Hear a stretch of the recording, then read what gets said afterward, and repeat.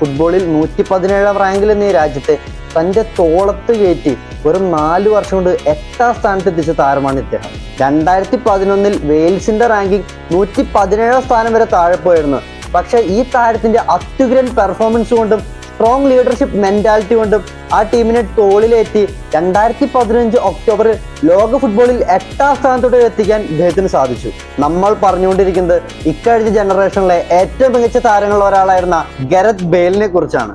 തന്റെ വേഗത കൊണ്ടും അസാമാന്യമായ ലെഫ്റ്റ് ഫുട്ട് ഷോട്ടുകൾ കൊണ്ടും അവരുടെ ക്യാപ്റ്റനും കൂടിയായിരുന്ന അദ്ദേഹം ഒരു പടനായകനെ പോലെ അവരെ പല ചരിത്ര നേട്ടങ്ങളോട്ടും അദ്ദേഹം നയിച്ചത്. 58 വർഷങ്ങൾക്ക് ശേഷം അവരുടെ ചരിത്രത്തിലെ ആദ്യത്തെ മേജർ ടൂർണമെന്റ് ക്വാളിഫിക്കേഷനായി 2016 യൂറോയിലോട്ട് അവർ ക്വാളിഫൈ ചെയ്യാനും ആ ടൂർണമെന്റിൽ സെമി ഫൈനൽ വരെ അവർ എത്തിക്കാനും ഇദ്ദേഹത്തിന് സാധിച്ചു. ആ ടൂർണമെന്റിൽ അവർ കളിച്ച 6 മത്സരങ്ങളിലായി 4 എണ്ണത്തിലും ഇദ്ദേഹമായിരുന്നു മാൻ ഓഫ് ദി മാച്ച്.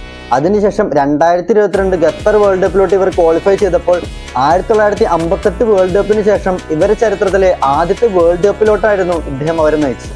6 തവണ Welsh footballer of the year നേട്ടം സ്വന്തമാക്കിയിട്ടുള്ള താരം അവർക്ക് വേണ്ടി 111 മത്സരങ്ങൾ എന്നായി 40 ഗോളും 22 അസിസ്റ്റും സ്വന്തമാക്കിയിട്ടുണ്ട്.